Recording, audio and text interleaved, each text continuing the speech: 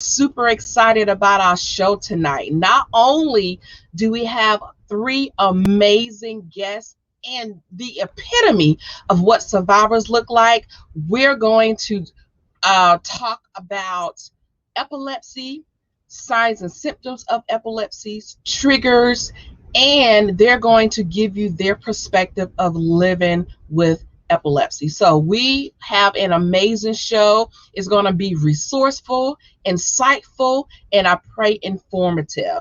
So you know what we do every Thursday night, 7:30 p.m. Eastern Standard Time.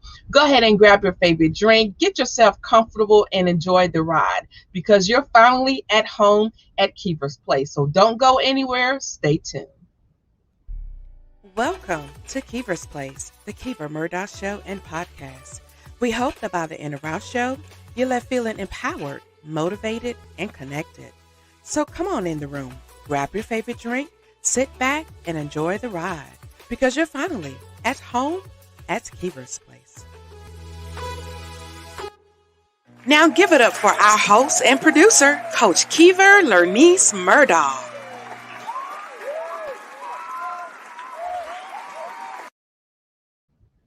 So welcome back, family, to Keever's Place, the Keever Murdaugh Show and Podcast. So our first guest tonight is Miss Kimberly Hardy. She is the founder of Hardy Hands Foundation. She has lived with epilepsy for several years, and we are super excited to have her in our studio tonight. So welcome to Keever's Place, Miss Hardy. How are you? I'm fine. How are you? I'm doing great. I'm super excited to have you. Yeah, I'm excited to be here. I can't wait. Awesome.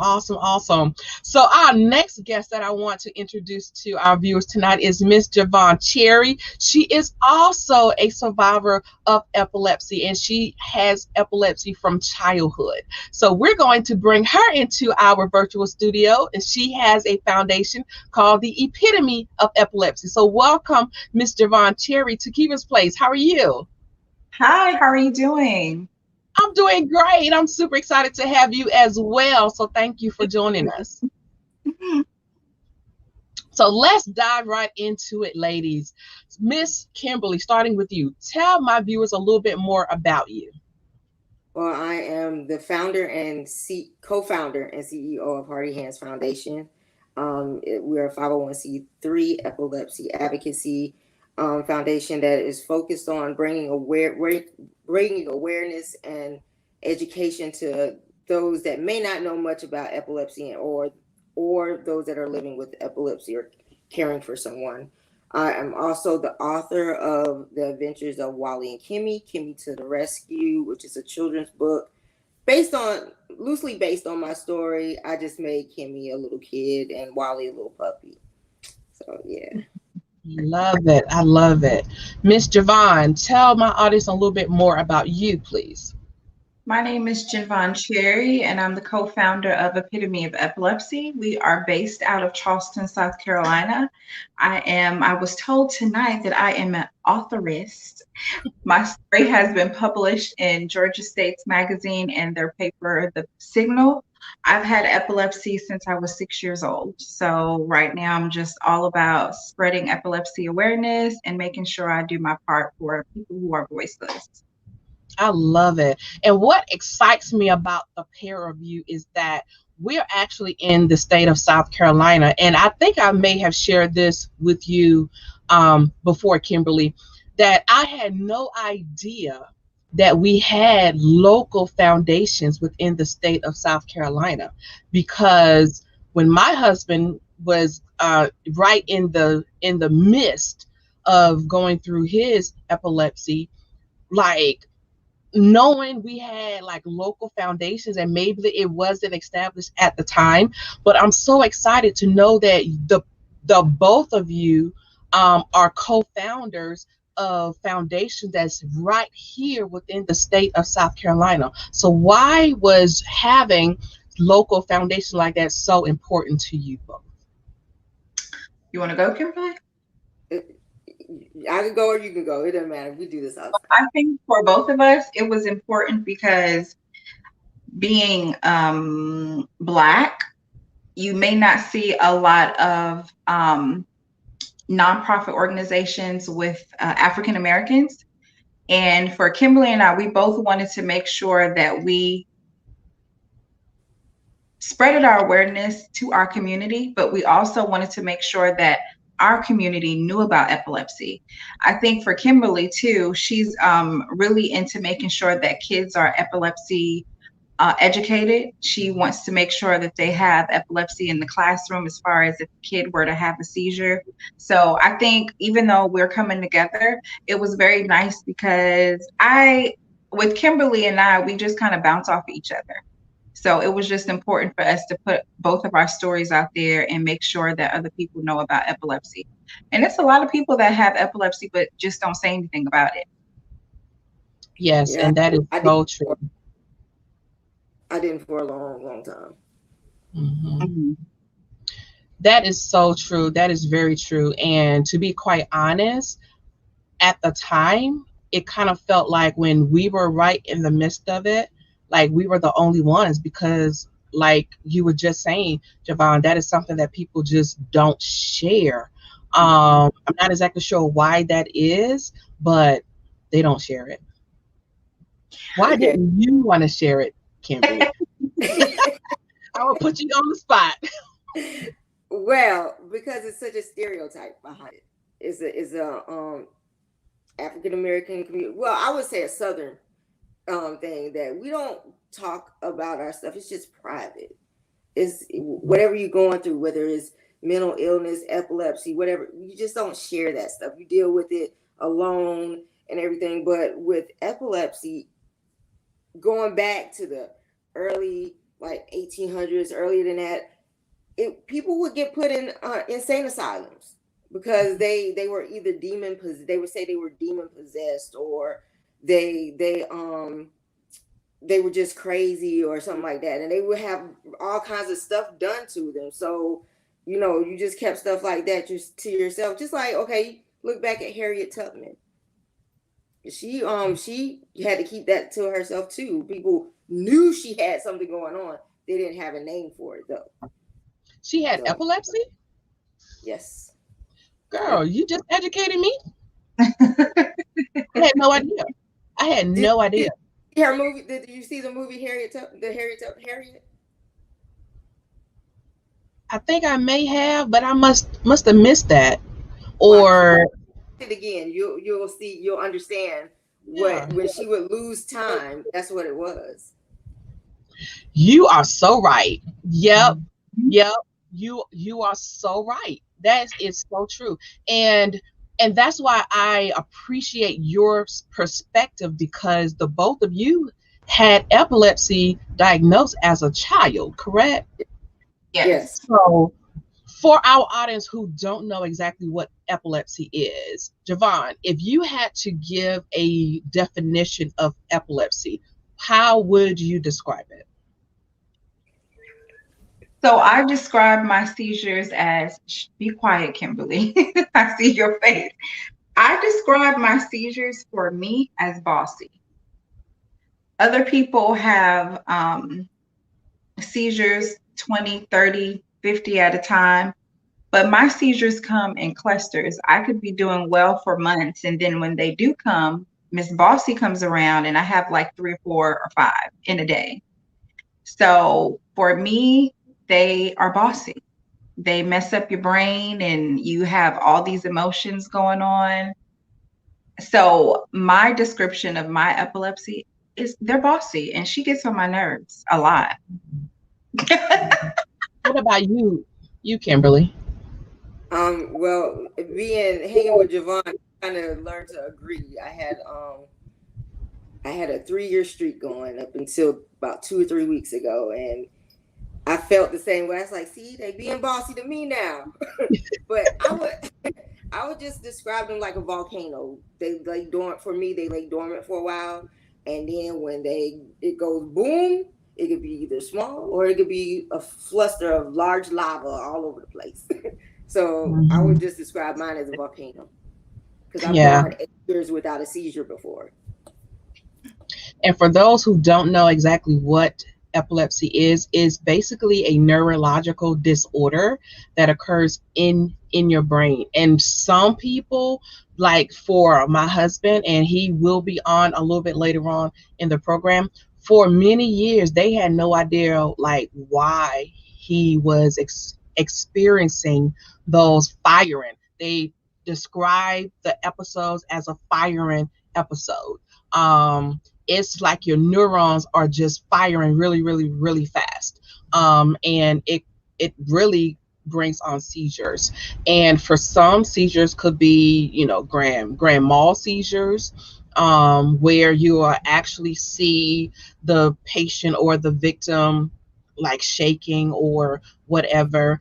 And there's some as described as petite seizures, which is like my husband's case, and it just looks as if he's staring off into space or skipping time. So Kimberly, I want to ask you, when you first started having seizures, what was your experience like? Because I really want parents of children that are experiencing epilepsy to, number one, gain some insights from you ladies' experiences, and also hopefully learn something, because my husband's experience is something completely different, which we will talk about later on. So I want to get your perspective as a child, and then I want to hear from you, Javon. Okay, so I can't tell you when mine first started. I know what triggered the grandma seizures was I was in a car accident, and I had a concussion.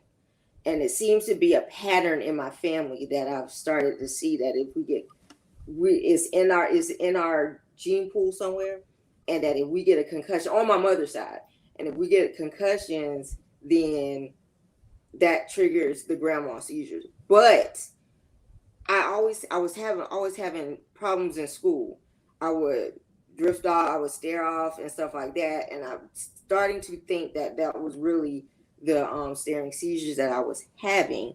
I was actually diagnosed with ADD, and I was on the meds and everything, but yet no real improvements were going on. So once the seizures started, later in life, we realized, well, this is what my issues were as a child, is that I was really always having them. They just weren't your traditional seizures that most people, if you know anything about seizures, know about. So, it's just mine look different, but I don't know. I didn't really I always had mine at home. So nobody outside of my mom and my grandmother and my sister saw it. So, yeah. Yeah. What about you, Javon? So from giving parents some type of advice as a child, then having epilepsy, I think my mom, this was in the 80s. She tries to do the best she could. She did the best that she could, honestly. For my mother, she did a lot of research. Doctors then didn't tell her a lot. My incident was I was stabbed in the eye by a classmate in the classroom, and that has caused me to have epilepsy. Back then, my mom had to ask a lot of questions because it was almost like they were just pushing medication on me at the time. Even going to school, I think as a parent who has a child that has any type of disability, you have to ask questions. You have to make sure that your children will be around either a teacher, nurse, or whomever that will, I won't say a caregiver, because anytime I got sick, I was thankful enough to be around either friends or family, but I've definitely gotten sick, basketball games, in the house. But I think parents need to be informative, taking their children to school. And I also know someone that has not told their child yet that they have seizures. And I feel like at a young age, it's something that you have to voice, no matter how old she is. Sometimes as a child, you do know when you're about to have a seizure. So you can vocalize that to the teacher and make sure that parents tell the teachers, if they are looking out of space, it may not be that they're not paying attention. It just may be that they're having an absent seizure. So I just feel like conversations need to be had with the teacher, principal, whomever, just to make sure that the child, teenager, and whoever is safe at all times. I love that. And that's so important. And also, it, in a way, gives you some type of power, knowing exactly what you're going through. So, even though it's the parent's decision whether they choose to tell their child or don't tell them, but I really kind of feel like they're kind of doing them a little bit of a disservice by not telling them as well.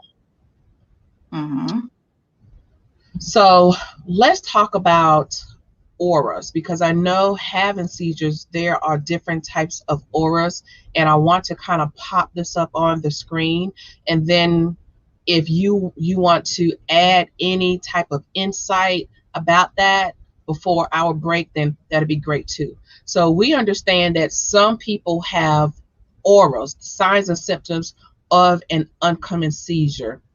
Some signs and symptoms may be confusion, what some people describe as an aura, like a feeling.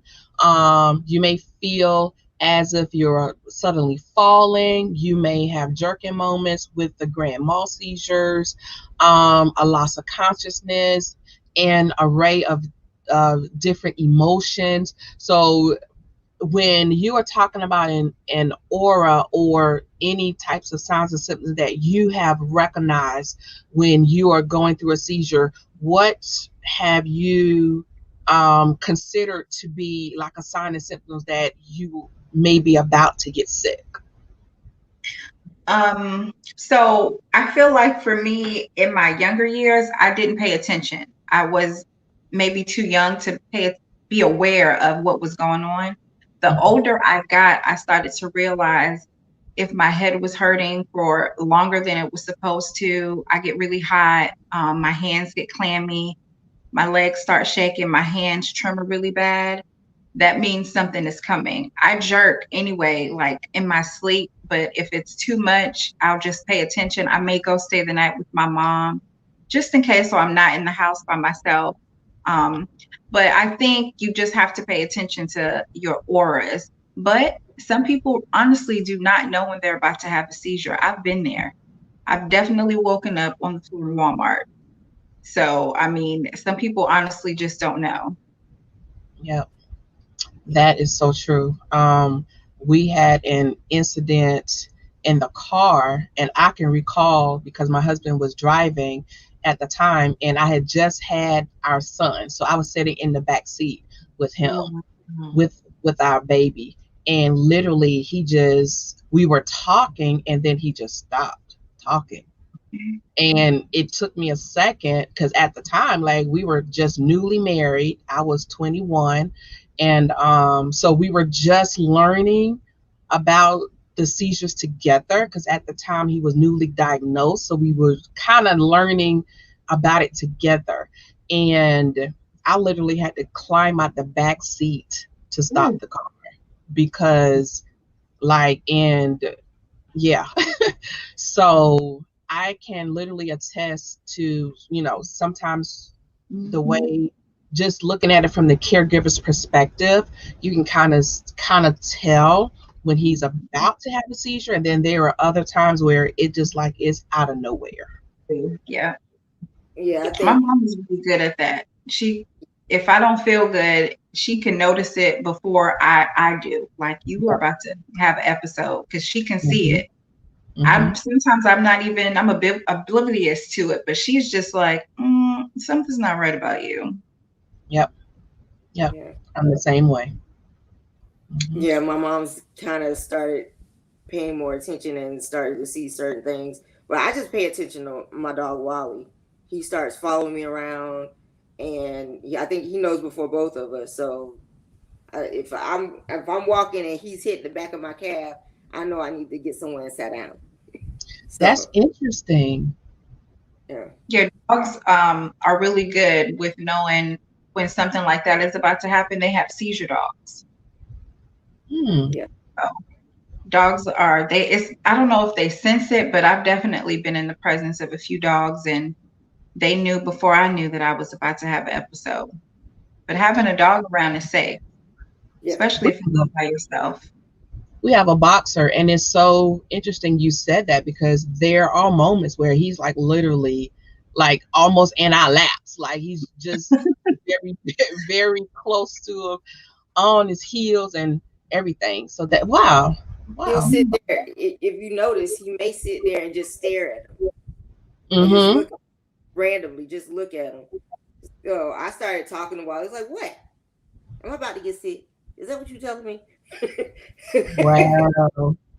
Interesting. I'm gonna start paying close Mm-hmm. Even if you're not feeling good, that he'll notice. You watch how different he acts. He may be like what, like literally just on our heels. We can't go anywhere because he'll be right there. Right. Wow. Interesting. This is a great conversation. So we are not done yet. We have a lot more to cover, and I want to introduce our audience to my husband, but also we have to talk about your foundation, and you have a show as well that you meet on. So we still have a lot of information to cover. So ladies and gentlemen, don't go anywhere. We are not done yet with Miss Kimberly Hardy and Javon Cherry. So don't go anywhere. We will take a quick commercial break and we'll be right back. Stay tuned.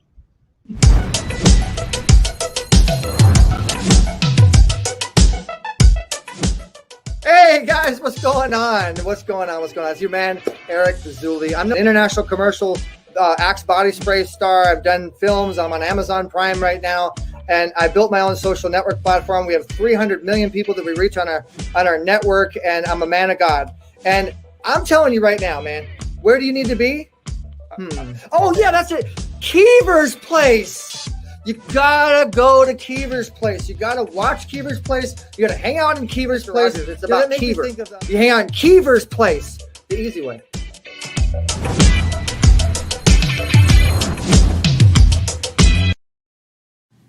Have you ever wanted someone to talk to, but didn't know which way to turn? Have you ever needed advice in business and didn't know where to go? Well, at KLM Services Consulting and More, we can definitely be that for you. We're here to uplift, to encourage, and to coach you through difficult situations or decisions. Follow us on Facebook and Instagram at KLM Services Consulting. KLM Services Consulting and More. We're here for you. And welcome back to Keever's Place, the Keever Murdaugh Show and Podcast. So if you're just joining us, we're speaking with Ms. Javon Cherry and Ms. Kimberly Hardy, and we're talking about living and surviving epilepsy. So we have discussed their upbringing with epilepsy, and later on in the program, we're going to talk to them both about their foundation, which is located in South Carolina. I'm so excited about that. So joining us, I have Mr. Cedric Murdaugh, Reverend Cedric Murdaugh, and he is also an epileptic survivor. So I'm going to introduce you all to him. He is my husband. I have been his caregiver for years, but not only that, I'm so excited because this man he is the epitome of strength. So are these other two women, because to live with such an unpredictable disorder, it takes a lot of strength and courage. So I want to commend you all. But Cedric, I want to get your perspective from a man's perspective on how has living with epilepsy been for you, because you bring something a little different. Javon and Kimberly realized they had epilepsy as children, but you did not come to realize that until you were a young man. So tell us about that. Well, it's been really difficult at times, if you would say leaving home and not knowing if you're going to return, having a family and having that burden put on them. But I was told, I remember having a really bad head injury when I was 11 years old. My head struck the concrete twice and I was literally knocked unconscious, and it gave me a really bad concussion. But back then it was prayer, was what the saints did. They took me to the hospital, they checked me and sent me back home. I went to sleep and woke up, I was a totally different person. But I was 27 years old, and I mean, I suffered from migraines, throughout high school, and they kept getting worse and worse and worse. I mean, it literally hurt to breathe. And my family would pray for me, but I mean, as I progressed on, I can remember it's like one day, it's like all of a sudden I was doing something, and I was with my roommate, and he was like, you just started rocking back and forth. You were praying, and from then on, it's like it went downhill. Yeah. And what took me so long to actually get the surgery? I mean, the first doctor we had, and I won't call his name, but he was writing a book, and he wanted me to be the subject for their book. So it's like, okay, there won't be a guarantee that I'm gonna come through the surgery, but they just wanted somebody as a specimen. So we kept looking. And I mean, like my wife said, I mean, there have been many a times, many a testimonies that I have how God kept me. And the next time that you're on the road, I'll say this much. If you have to drive any distance, I want you to pick out a distance that's, let's say, 8 miles. Because I remember I was about to have one. And in my mind, I pulled off the road because I felt it coming. Mhm. I knew it was coming. So I was getting off the road. When I came to, I was 8 miles down the road during rush hour.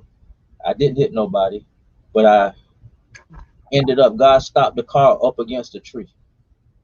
It kept me from going in a ditch that would have possibly killed me. Wow. Yeah, we have quite a few of those testimonies. When I tell you a walking miracle, you're looking at a walking miracle. But Wow. it's interesting to me because being a young man, and like you said, newly married, didn't just finding out you are even epileptic at the age of 27. Like, you are literally an adult that have challenges of a family, but then on top of that, now we are dealing with a disorder. So give your perspective on that, as far as being a man, knowing that you have the burden of your family on your shoulders, but on top of that, you are still learning to deal with a newly diagnosed disorder. I mean, that's what kept me going so long, because I knew I had a family to take care of. That's why I never quit. I didn't tell anybody about it. It was somewhat hidden. My wife knew, and my parents knew. And we went to one doctor, and he's in Colombia. He diagnosed me. And then we went to another doctor. That's the one who wanted to do the surgery. And I wasn't satisfied with that. But I mean, being a man, you want to be that, how she said, a rock that your family can come to. You don't want to be that burden. Yeah. And it took us over 20 years of praying and searching and different medications, and you ladies can also attest to this, because sometimes you can start on one medication and then it may work for a period of time, and then your body get used to it or whatever, and then you're starting that cycle all over again. So what's your perspective as far as that? Sometimes it can be dreadful. I've been on medication since I was 7. So the medication has changed, but I've been on a lot of the seizure meds that are out now. So my medication has definitely changed. It changed, honestly, about a couple months ago. I got put on a new medication. Being on medication for a long time also affects the body. I have hives now because of some seizure medication that I've been on for about 10, 15, probably about 15 years. And I'm no longer on it, but I've had hives, and unfortunately, for me, I am unable to have kids because of some of the seizure meds that I've been on for so long. So, like, the seizure meds that I'm on right now have been better than what I was used to previously. But to me, medicine doesn't stop a seizure. If a seizure is going to come, it's going to happen. Well, for me, I've grown to not like medicine. I was on a medicine for 15 years, and like Javon, I can now not have children as well, and it's I don't know, the medicines have always caused something, affected my body in some way. And even from, I actually think it's the reason why we can't sleep sometimes, because we both have trouble sleeping. I stopped taking my seizure medicines and started doing the CBD oil. I started going more holistic, and I've had better success with that, because after a certain time, I give myself maybe a nice 6 months and I start rejecting the medicine. And that's with anything I take now. It could be something for I have back problems, so it could be pain meds or something like that. And my body just says, okay, we've had enough of this, on to the next. So I mean, I'm non-compliant when it comes to medicine. I just got fussed at by my mom the other night because my back was hurting, and I wouldn't take anything until it was like really hurting. But medications for me, I don't know. It's just from my experience as being on as a child on these medicines for so long, still having seizures, and doctors don't want to take you off of it because you went this long without a seizure, but then you started having them. So we're just going to leave you where they are. And now you're looking at me saying, oh, well, this is why you're going through this now. So, yeah. You want to share something? Yeah, but I mean, it's important from my standpoint is to always read the brochures you give you. I mean, I appreciate your comments as far as you got to really look at those side effects. Because I remember at one point I was taking 14 pills a day, 7 in the morning, 7 at night.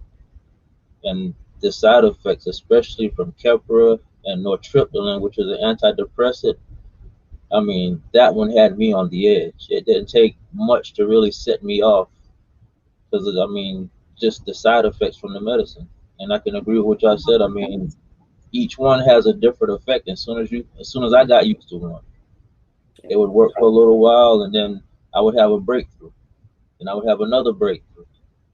And from that point on, it's like, okay, we're going to have to change the medicine. We're going to have to add another one, which had even worse side effects than the first one.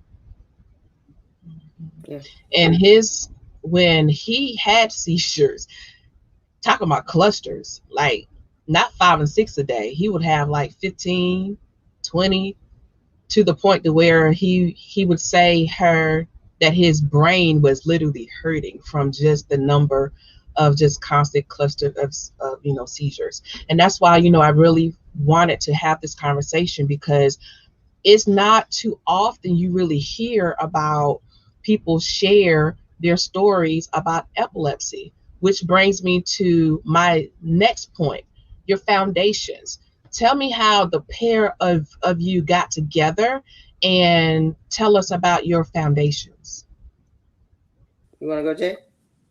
You can go. Okay.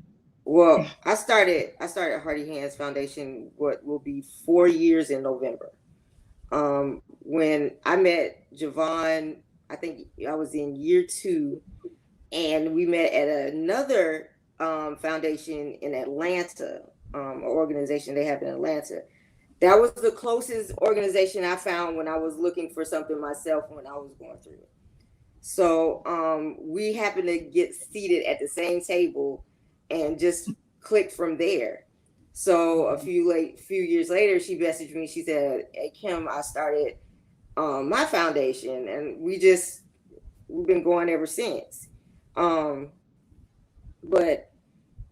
the foundation for me is important because I don't want anybody to feel like we felt, where we're alone and we can't talk about it, and just educate employers on no, people can work with this and you won't be liable. So I don't know, that's my mission and goal, is just basically to help those of us living with epilepsy and the caregivers and stuff like that. I love it. Now, your foundation, Kimberly, is in Orangeburg, correct? No, it's in Columbia. Columbia. Okay. Yeah. Hearty Hands Foundation in Columbia. Awesome. Okay. What about yours, Javon? Mine is Epitome of Epilepsy. We are based out of Charleston, South Carolina. And I think for me, the importance was I didn't want people, like Kimberly said, to feel how I felt growing up with epilepsy. But my other big thing is just talking about epilepsy in the Black community, making sure that we're present, making sure that we're educated, making sure that we're aware, and making sure that, especially being a woman with epilepsy, the side effects that you may get, being a woman, medicine. I just feel like it's a lot of things under the epilepsy umbrella that needs to be spoke about. I love it. I love it. Wow. Anything else you wanted to add to the conversation, Mr. Murdaugh? If we could back up just a minute, I heard y'all talking about auras. I remember one of my auras was a metallic taste. It's like you get a stick of gum and it would be like the aluminum in your mouth. Yeah. It would be like deja vu. Mm-hmm. Because it's like, I know I've been to this place before, but that was a sign for me that the seizure was about to happen. Mm-hmm. But another reason I wasn't so, let's say, in a rush to actually get the surgery, because my seizures sometimes were prophetic, because I would see things when I would have my seizures, and they would come to pass.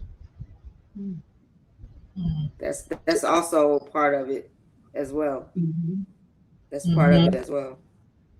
Yeah, he struggled for years on deciding if he wanted to go that route as far as the brain surgery, because like all of you have shared, the medication or whatever route you decide to take, it's temporary. Like, it's not a permanent fix to having breakthrough seizures. So, and even after having the brain surgery, he still has breakthroughs. It's not as often, but he still has breakthroughs. And then on top of that, he's still on seizure medications, right? Yeah. So, I mean, I don't want people to go into having that operation thinking that's the end all be all.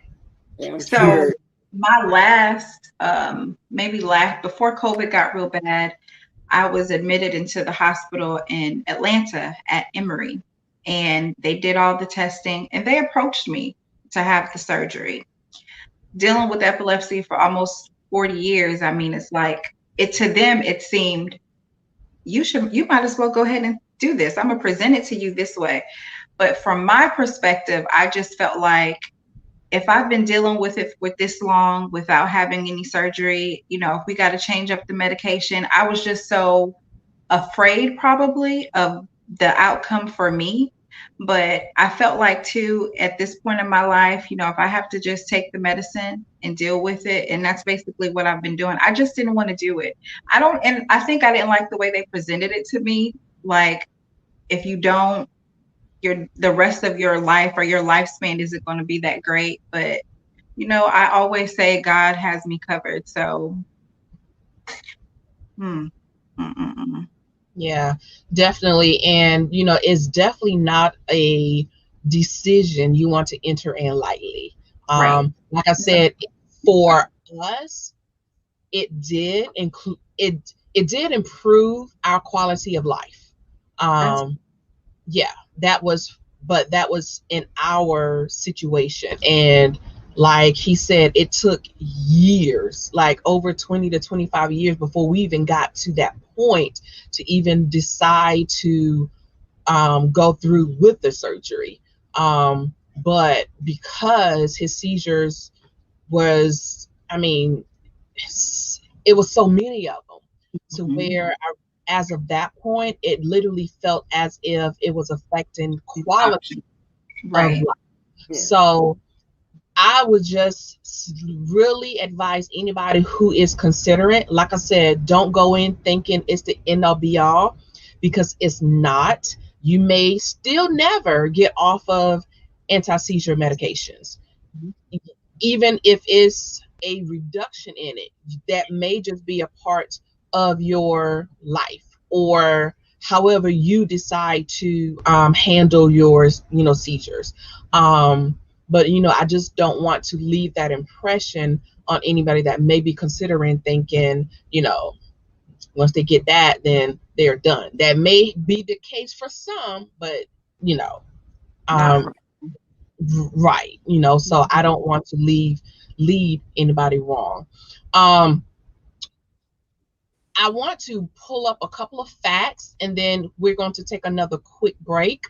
But what I will say is know your triggers. If you know you have epilepsy, know what your triggers are. You really need to get familiar with what makes you tick. So lack of sleep, change in sleep habits, flickering or flashing lights, definitely stress, missing medication, alcohol use, fever, or not feeling well.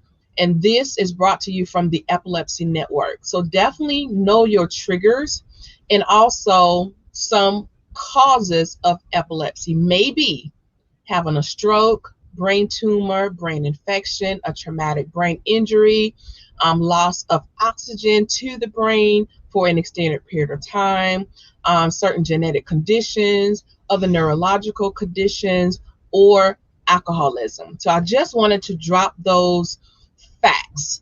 So definitely know what your triggers are and get comfortable with them, because that can set you up for the best success possible in that situation. It's been a pleasure having you in our studio today, Mr. Murdaugh. Any final words? Yes. Can I ask you guys a question? Sure. Well, if you were considering the surgery, did either one of you have what's called the WADA test, WADA? Is that the test? Pardon? I haven't had that one. What they do is they use a hair size probe. They insert it in the vein in the groin area, run it all the way up to your brain, and they will numb each side of your brain to determine what function you would have after the surgery in that, like, the diseased area. So that way you will have an ideal of, okay, if they take this portion of my brain out, then this is what the function I'll have left. They did that to me to see if I would be able to identify simple objects. And I knew what they were, but at the time I couldn't say what they were. So they figured, okay, after surgery, he may have a speech impediment. After surgery, he may be just a little bit slower. But that was just one of the tests that they did. Okay. Wow. But what I will say, what they told me was, as his caregiver, be prepared that he may look at a pen and not recognize it post-surgery. He may not be able to find words. He may be slower in speech. But what I can say is that God is good, because we didn't have any of that. This man was out of surgery, knew exactly what everything was, had no problem speaking, had no problem identifying, because before, like I said, it took us years to even decide to have surgery, right? So listen, I'm a praying woman, right? And I know where my faith lies, and I trust it 110%. And when I say, Lord, I'm putting his life in your hands, you know that and at the time, our kids were young, like 10 and 5 or 7 or something. They were little. So I'm like, what we need. So I need you to bring him out on the other side of this surgery. Never mind what these surgeons and physicians is telling me that I got to deal with. No, ma'am, no, sir. Y'all going to do what y'all got to do. God's going to guide y'all hands so y'all don't make no mistakes. And guess what? He going to come out even better on the other side. And I believe that. And listen, we didn't have any of those problems. He's driving. He's working full time, doing well. You hear me? So that's awesome. I tell you, that's so awesome. If you have faith in God and you know who you serve, go with it and listen. Everything will be as it should be. Yes. God will make a way out of no way. Amen. That's right. Always. That's right. Yeah. Because you just got to decide what is best for you. Amen. So, and for us, once we, years of praying, and we felt like we had a great team. We had some wonderful doctors that listened, because that was my big thing. You're not just going to tell us what you want to tell us. No, you're going to listen. And if you can't hear what we're saying, then you're not the team for us. That's a good point. Yeah. That's what you have to do, though. That's really what you have to do. Can I say this too? For Hearty Hands Foundation and the Epitome of Epilepsy, God is the foundation of everything that goes on in that organization. Hearty Hands most definitely was birthed in my church because I was listening to my pastor's message and he spoke Hearty Hands to me. So that is every bit of the foundation of why Hearty Hands is in existence, why I'm doing what I'm doing, why he kept me here. Because I walked into my doctor's office and the doctor looked at her nurse and was like, I don't even know how she's still sitting here. And my first and only reaction was, God's not finished with me yet. So that is the foundation of Hearty Hands Foundation. And just to piggyback off of something Mr. Murdaugh said, it's not just men that feel like they may be a burden on or anything, because I feel like that all the time. I still live at home with my mom, and just even telling my family, whether it's my aunt, my grandmother, or something, a lot of times I used to keep how I was feeling to myself. I didn't feel good a lot of times, and sometimes I still don't, and I don't always share that. That's something I'm working on, communicating more. But that feeling of burden, I think that goes along with it as well. So I just want you to know that, it's not just a man thing. That's right. Thank you. Not at all. That's right. And, it's really important to have a great support system. From a caregiver's perspective, if you are a caregiver caring for anybody with not only going through epilepsy, but going through any disorder, make sure that you take time out for yourself too. And that is something that I didn't do enough of, because in the scheme of things, you are raising a family, dealing with, a disorder, learning about it together, really. That's just something that I wished back then I had done more of. But the thing about it is, just like we were talking about off camera, you go through certain situations not for you. Like, your story is your story, but then again, it's not your story, because I believe that we go through things so that we can teach the next person coming up behind us that's experiencing life just like you were, or similar to what you may be going through. So if I had to tell anybody, if you are a caregiver, make sure that you're taking time out for yourself too, whether that's reading a book, taking a walk, taking a long bath, getting your fingernails done, your hair done, whatever you need to do to make sure that you're good. Do that, because if you don't, you're going to run yourself down raggedly, and then you won't have anything to give to whoever you are taking care of. So make sure that you put yourself as a priority as well, because that's something that we as caregivers tend not to do, is we take care of everybody else and yourself is the last priority. But it's so important. Make sure that you're good so you can have to give to somebody else. That's facts. Yes, Absolutely. I agree. Awesome. Well, we're going to take one more small break and we're going to come back and wrap up. It's been a pleasure having you. You're welcome back anytime. Thank you. All right. So amazing. So don't go anywhere, friends and family. We're going to come back and we're going to drop these ladies' contact.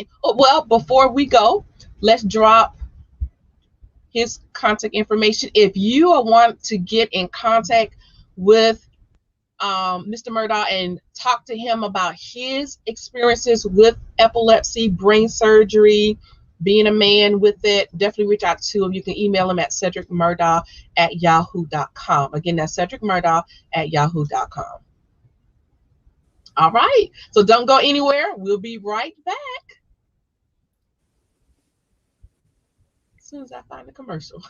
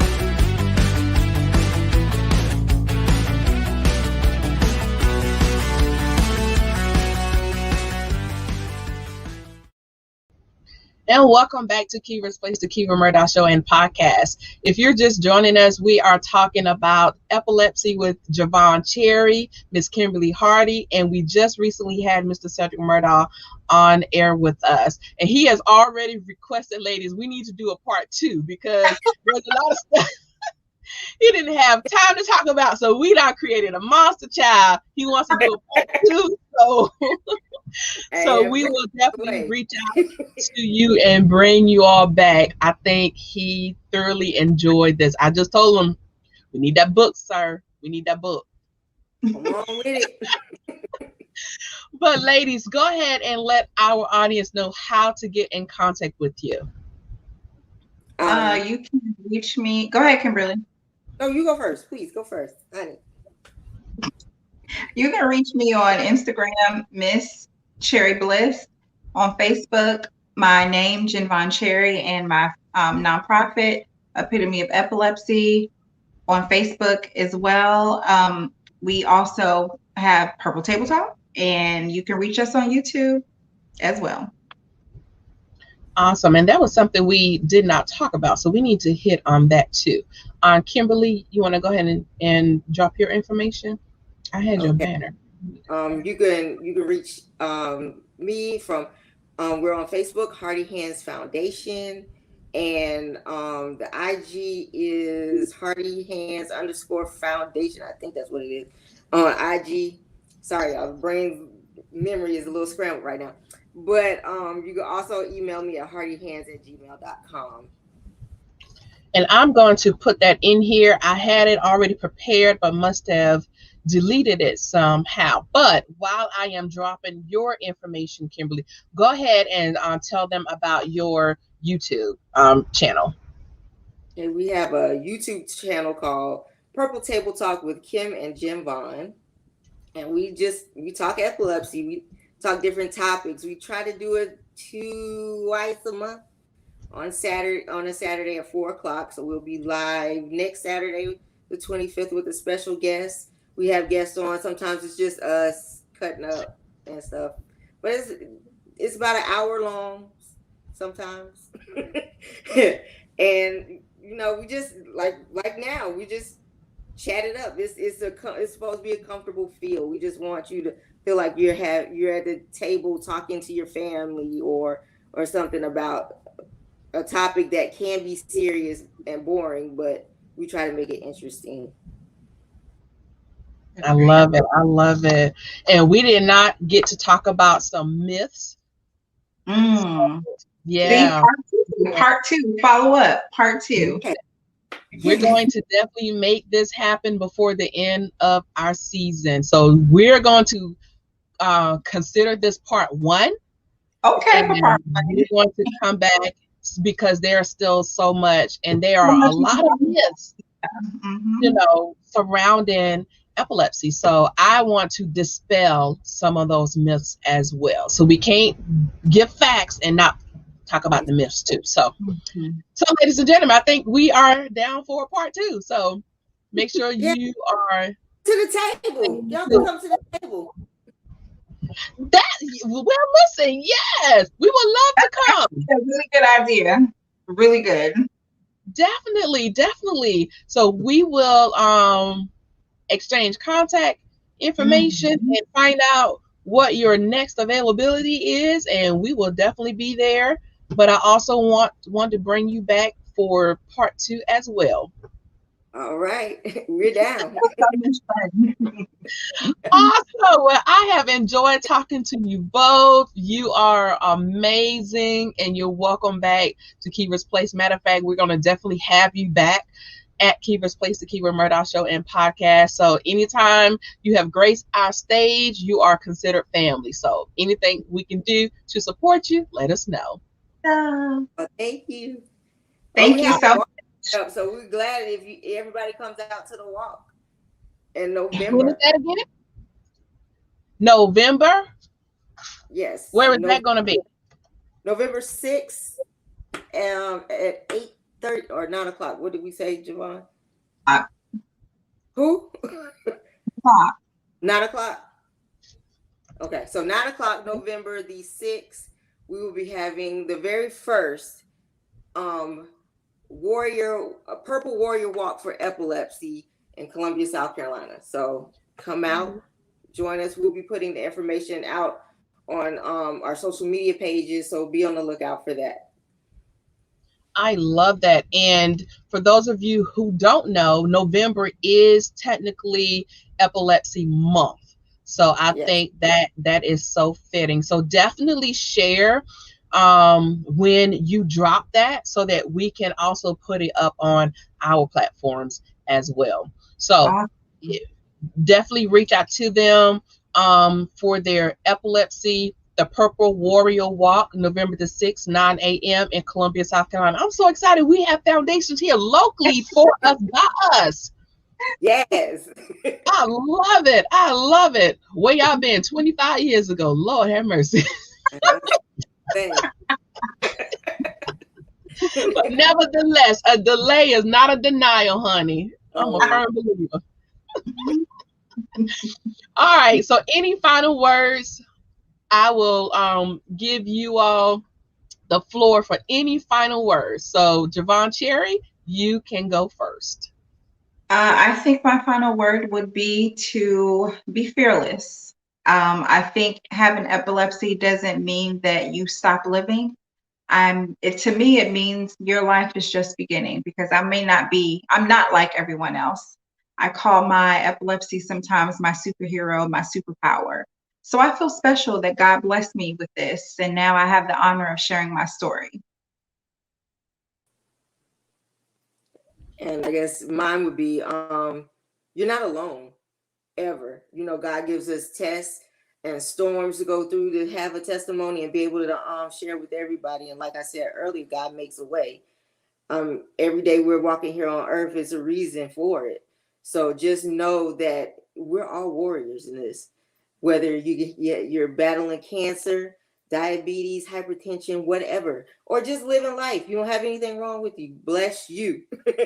But just know that we're all warriors, and we're here. You have to support each other through it all, like God supports us. Amazing. Well, like I said, ladies, you all are welcome back anytime. Ladies and gentlemen, if you would like to connect with me, you can reach me on Linktr.ee. That's linktr.ee/KeeverMurdaugh. All of my confirmation is right there. You can also find me all over social media, Keever Murdaugh. And if you would like to be a guest on our show, reach out to us at tinyurl.com/Keever's Place Booking, or you can simply visit our website at keeversplace.weebly.com. So I hope you've enjoyed this broadcast. Thank you so much for watching. We look forward to having you back. Join us next Thursday night, 7:30 p.m. Eastern Standard Time, as we do it all over again. So until next time, family, y'all take care, be safe, and don't forget to share, connect, and glow, because building your network also builds your net worth. So peace and blessings to you. Thank you and good night. Thank you for watching Keever's Place, the Keever Murdaugh Show and Podcast. Tune in every Thursday night, 7:30 p.m. Eastern Standard Time. And be sure to follow us on Facebook and Instagram at Keever's Place. To be a guest on our show, text the word guest to 803-368-3030 or visit us at tinyurl.com/Keever's Place Book. And watch us on Apple TV, Roku, and Amazon Fire as we're broadcasting in more than 60 million homes worldwide.